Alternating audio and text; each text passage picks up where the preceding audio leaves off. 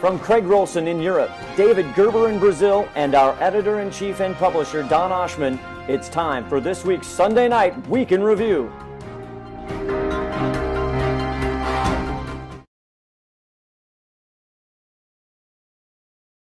Good evening, and welcome to tonight's edition of the HideNet Market Report Week in Review. It's Sunday, January 11th. My name is Don Oshman, editor-in-chief and publisher of HideNet Market Reports. We've been on holiday for a glorious 3 weeks, and we're back and ready to give you market information that you want to know.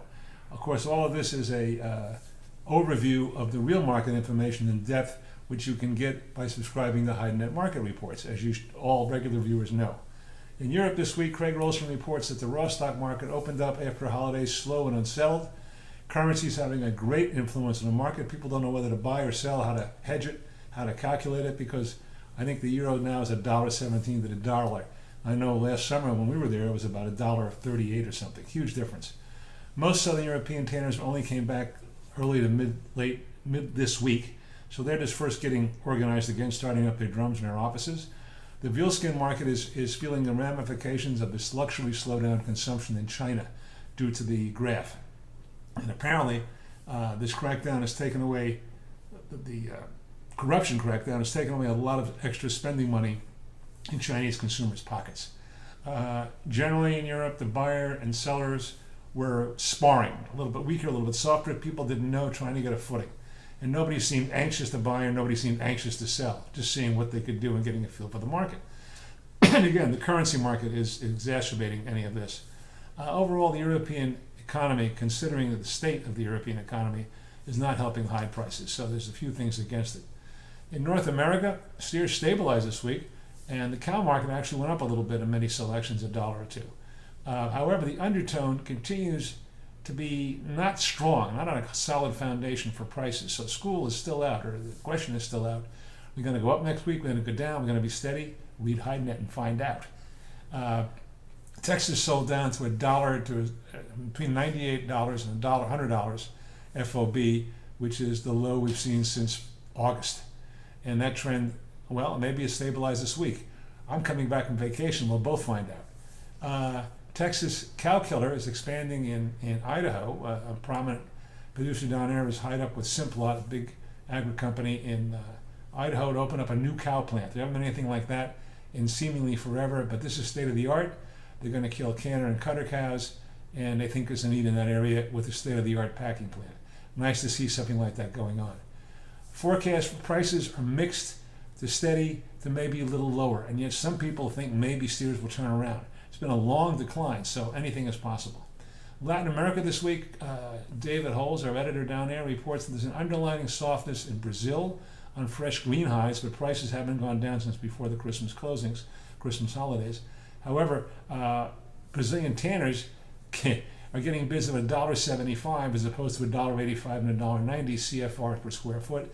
And if this is what they're going to end up selling at, they've got to get their fresh green prices down.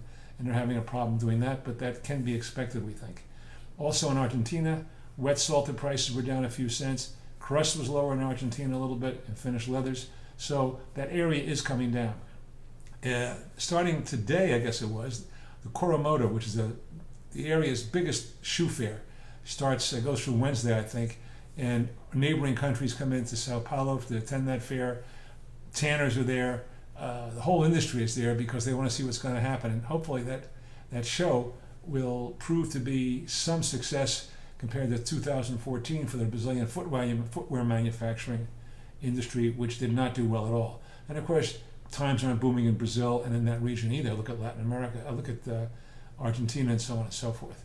This week in leather, we talk about and gave a review of our International Interactive Leather Forum, which we put on in cooperation with the Chinese Leather Association and Chinese Tanners Association in Beijing just before Christmas.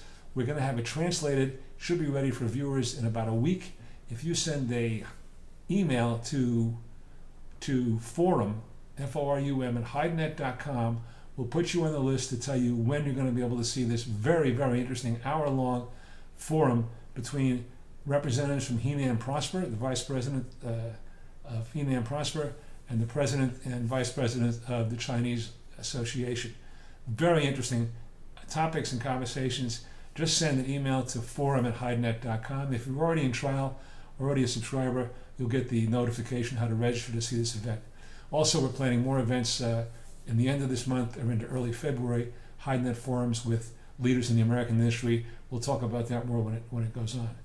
Also, this week in leather, we reported on Indian tanning industry is shutting down for their upcoming festival, so nothing will happen there for a while. And the global production of footwear set a record in 2014. However, it was not all leather, but it was enough leather to keep prices pretty close to where they were at the very top. So what's going to happen in 2015? Nobody knows for sure, but we talk about that in This Week in Leather and all our reports. One more thing for upholstery leather, that the industry projects that automotive sales, which include varying percentages of leather in those car seats, are set to hit a world record in 2015. China number 1, U.S. number 2. So that bodes well for those who are making upholstery leather, and it bodes well for people who have hides to sell that go into the upholstery leather. Anyhow, that's about it for tonight. Thank you for watching. We'll be here at the same time, same station next week. And again, can't urge you enough, free trial at HideNet.com. Can you go wrong? Thanks. Bye. Thanks for watching.